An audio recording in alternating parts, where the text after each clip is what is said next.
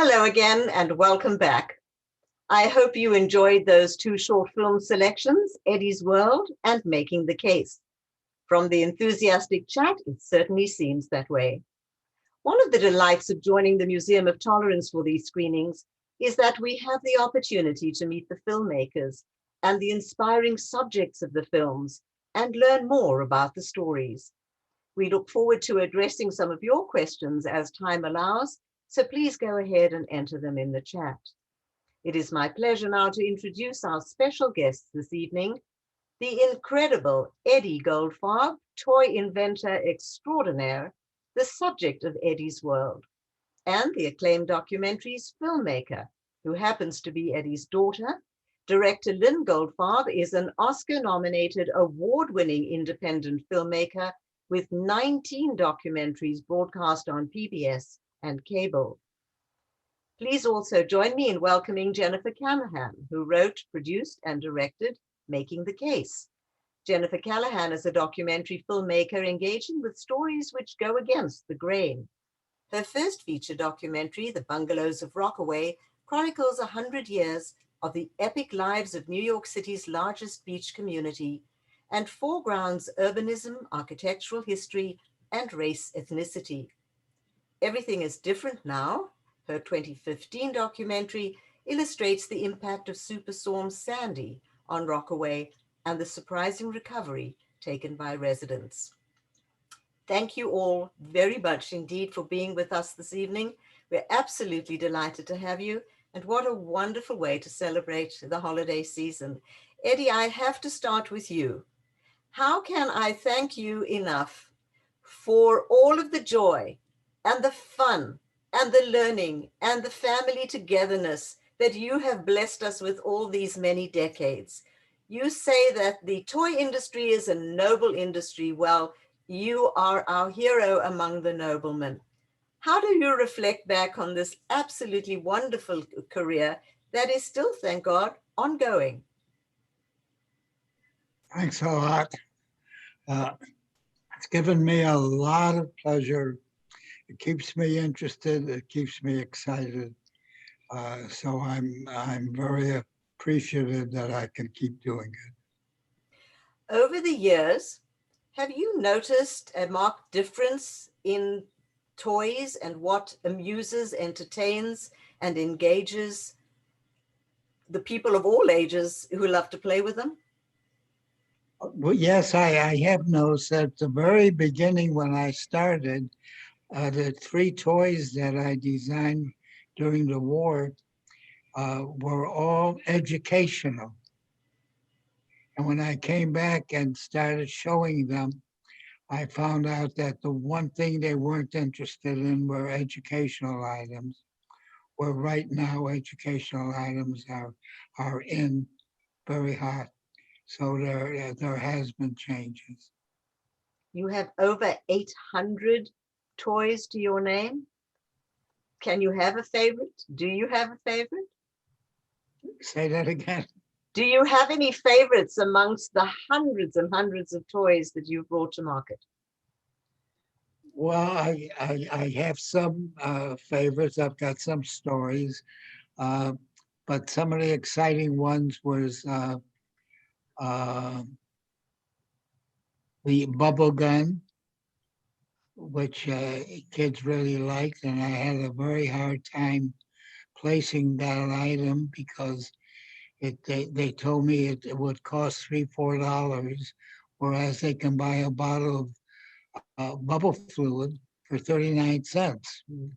And no one would take it. And but along came John Osher and his girlfriend Bonnie, and he said, "No, why would anyone want to spend all that money?" And Bonnie said, "John, you're going to make that item." They weren't married, and he said, "No."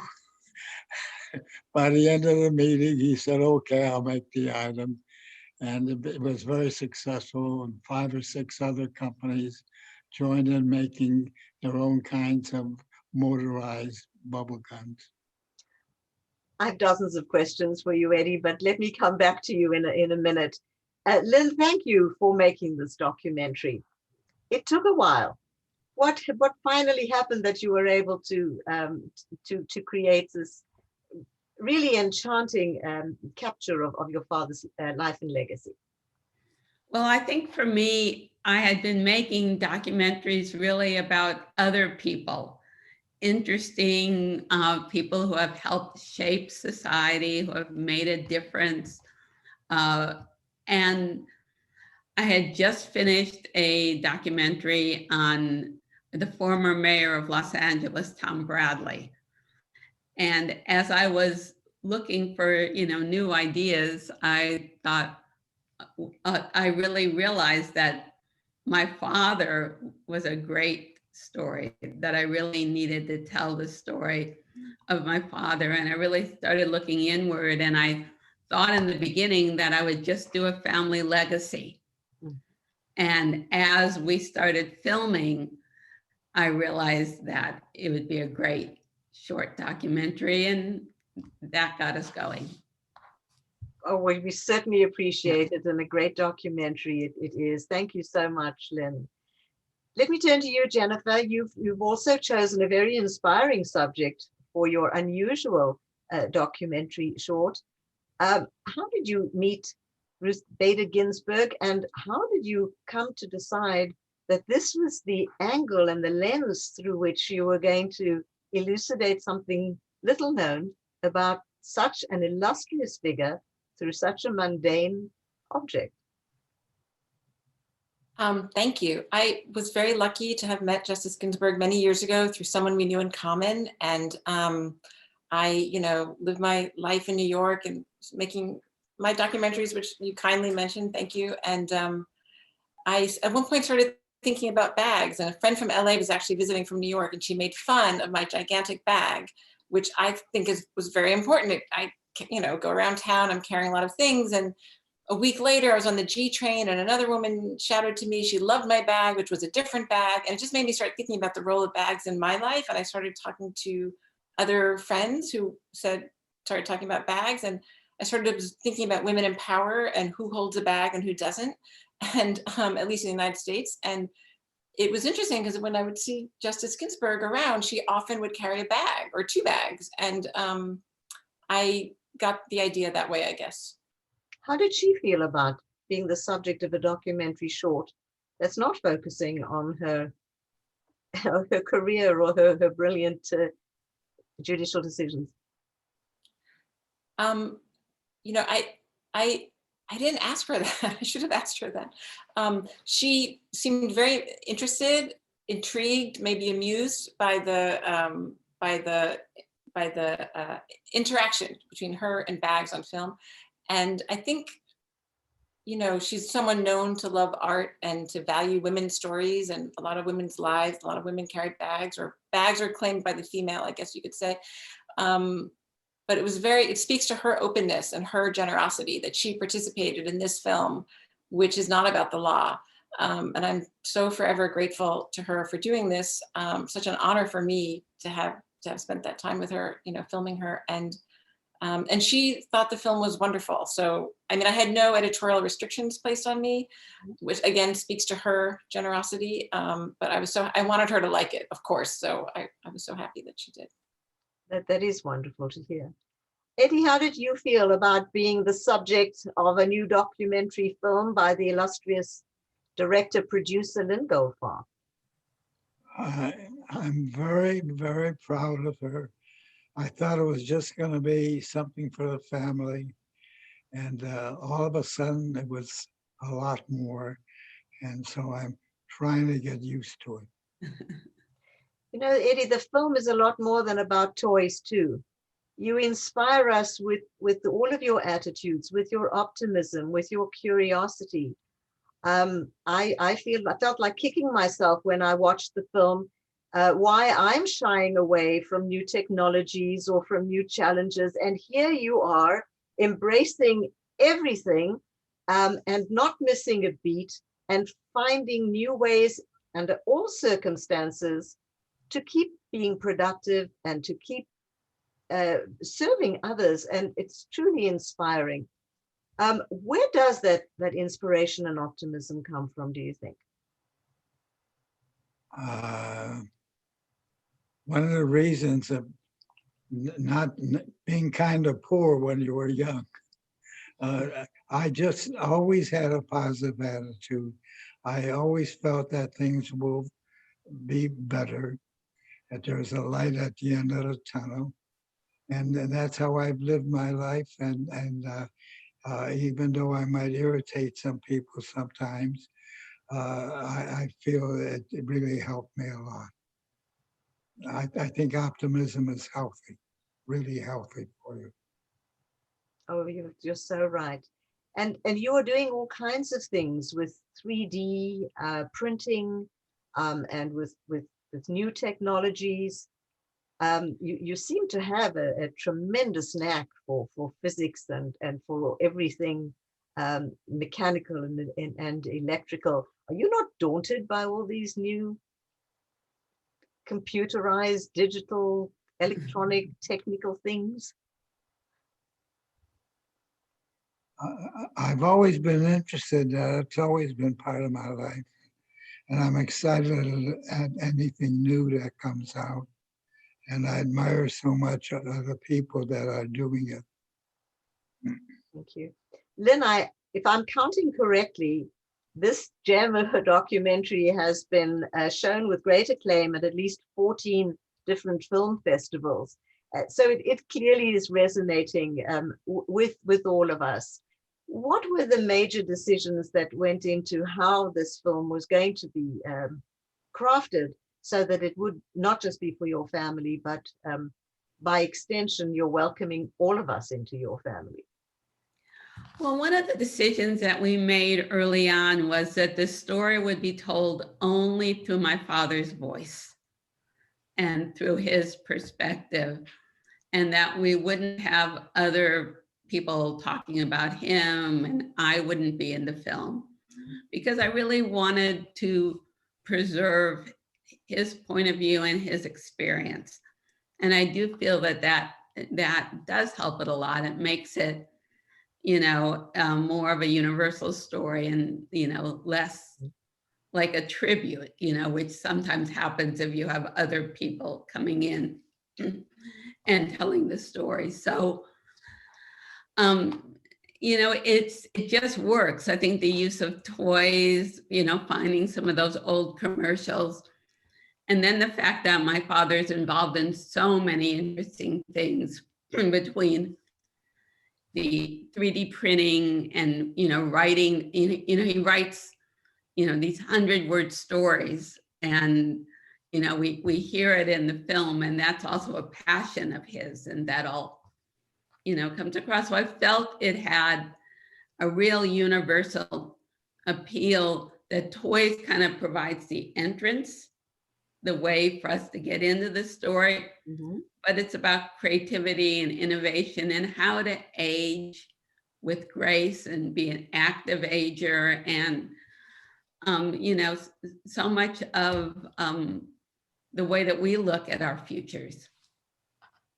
I do want to say that we actually are in 16 festivals, but we are on the New Yorker right now. So that is a way that people can see the film. If you like it and you want to show it to other people, it's on newyorker.com on their website. That is wonderful. Jennifer, coming back to you, your film is also about much more than bags, but you have put the focus on bags, and they're absolutely intriguing. We have a question from a member of the audience for you. Were there many bags you cut out, like perhaps the little yellow, beautiful little bag that you show us right at the end in the credits?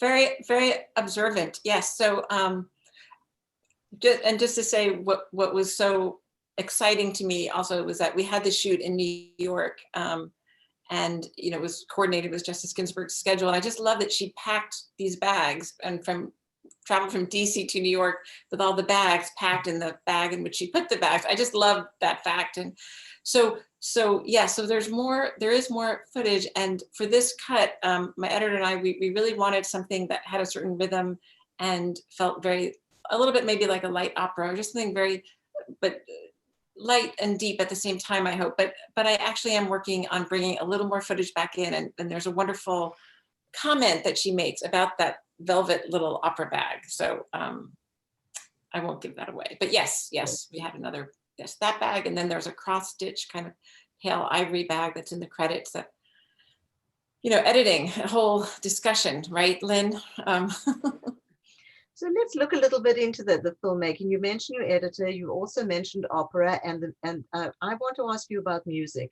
In both of your documentary shorts, the music is absolutely wonderful and so perfect for the subject and for the mood and for the tone. What goes into making a documentary short, and what qualifies it as a documentary short? Because there's so many different elements, each one of which contributes to the overall appreciation and enjoyment of the piece.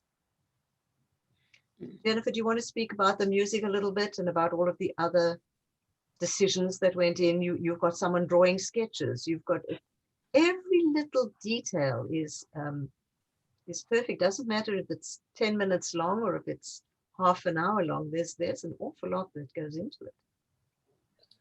Yeah, thank you. And I really admired the music in Lynn's film, by the way. Miriam Cutler, I think, was your composer. Yeah. So I, thanks to a grant I received, I was able to commission music by 2 different composers, both women, and both based in and around New York. And so I really wanted a lighthearted feel for the beginning with the vibraphone, and then the end, I just, you know, all the opera music had been taken in the RBG feature doc, which I thought was fantastic. And I love that doc. So I didn't want to do opera because opera is already, you know, so, but I love Prince. And so for the closing song, I worked with this great composer named Lafray Ski. Both composers, I just can't speak highly of them enough. And, you know, I worked very closely with both composers. It was a lot of back, you know, sort of saying exactly what I had in mind, and they would do a track and send it to me, and we would talk. And I'm so happy. I mean, I could just listen to the music in my film the whole time.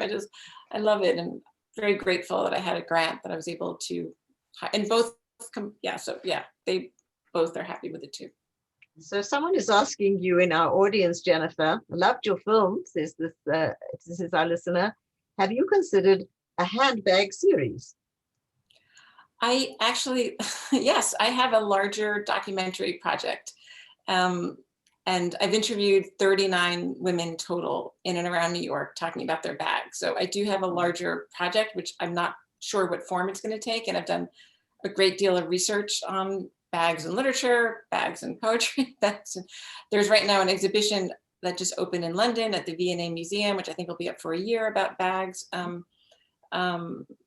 So I have indeed. I mean, I think I stumbled on a gold mine. I didn't know, and I don't want to go on too long, but that when Justice Ginsburg, for instance, starts talking about her bags, it's the beginning of so many stories, and so many stories that are so interesting, and another way to get to know someone. So I'd like to unpack some of those stories, but I also want to honor the questions that are coming in from our viewers. This one is for you, Eddie. Someone wants to know, were you aware of Hedy Lamarr's work on sonar for submarines during World War II? Could you repeat that? Were you aware of Hedy Lamarr's work on sonar for submarines during World War II? That was my specialty. Sonar, radar and sonar was what I took care of, and had a crew that worked on it. Sonar is what we used, of course, when we submerged. We could listen. We couldn't see anything, but we could hear, and that helped us very, very much. And radar, of course, when we're on the surface, we can find enemy ships, but most importantly, we can find perhaps a periscope of an enemy submarine, and of course, pick up planes that were coming looking for us. So those were the 2 things that was my specialty. Did you make any toys that are on the theme of the Navy or the military, or or any of these technologies that were so important at the time and still are?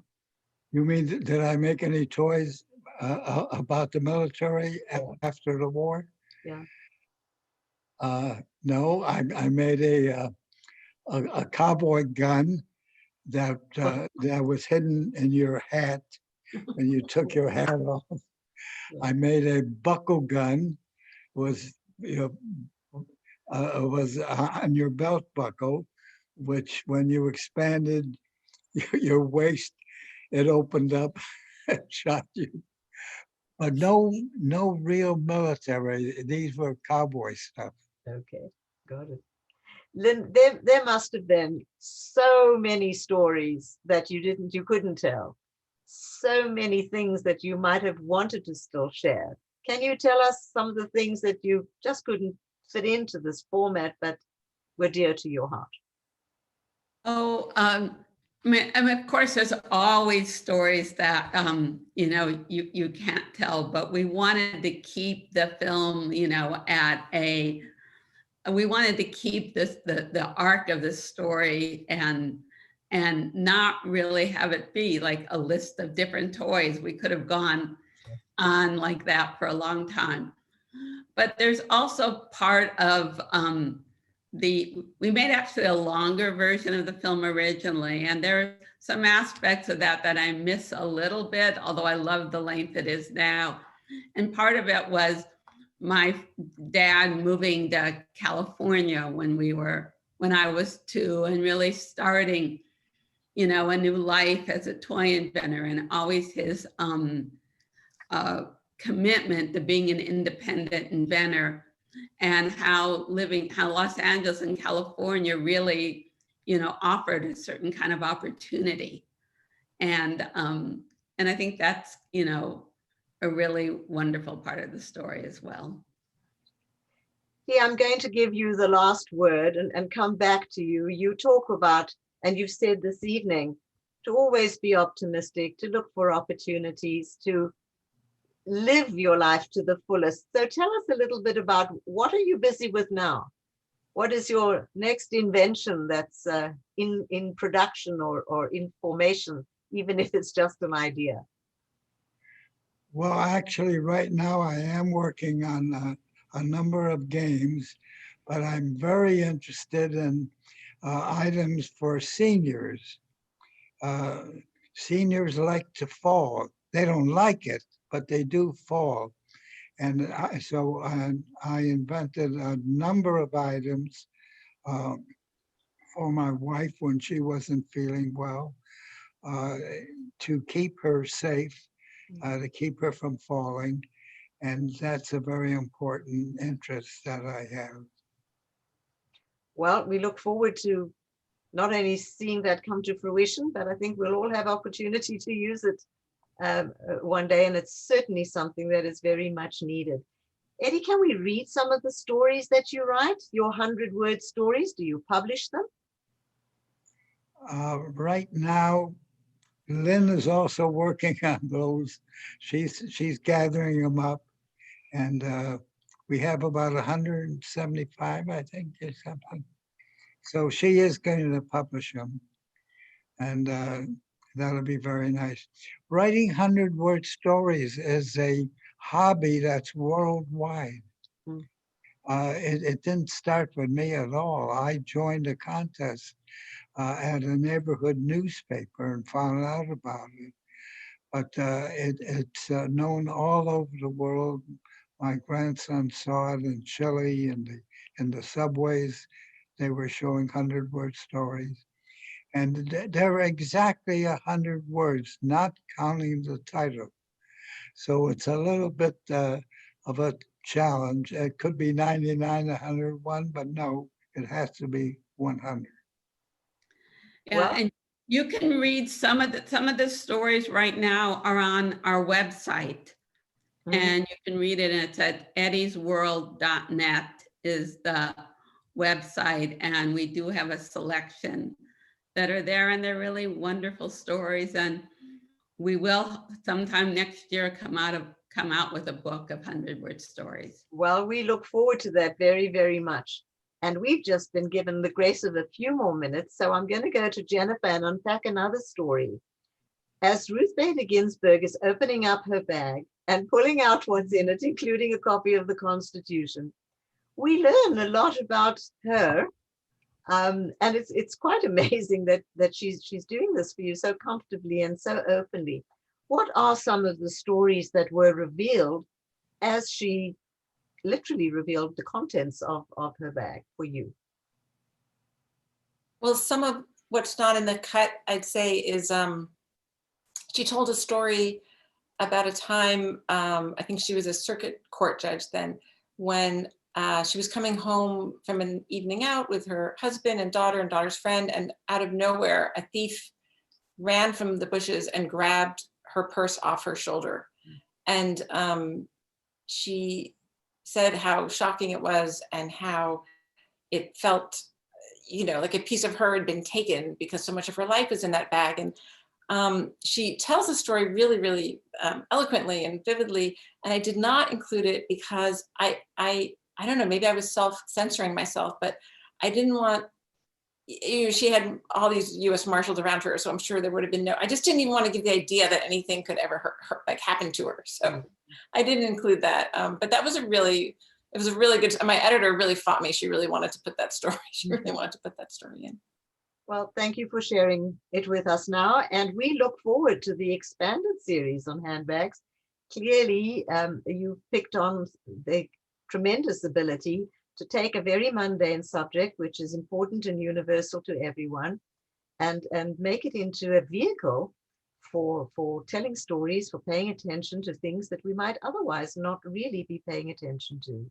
So I thank you so much for that. A really very special thanks to all of you, to Eddie Goldfarb, to Lynn Goldfarb, to Jennifer Callahan. Also special thanks to Vince and Laura and Farida behind the scenes from David Magdale and Associates for helping this program come to fruition and run so smoothly. We very much appreciate it. And thank you to everyone who's watching and participating. We hope you'll join us for many more of these Museum of Tolerance programs in the days and the weeks ahead. And please spread the word so others who share your interests can enjoy our programs as well. We wish everyone who is celebrating Hanukkah a very happy Hanukkah. May the light of the festival enlighten our world and bring brightness and cheer to all. Be safe and well, everyone, and have a very good evening. Thank you. Bye. Goodbye. Thank you.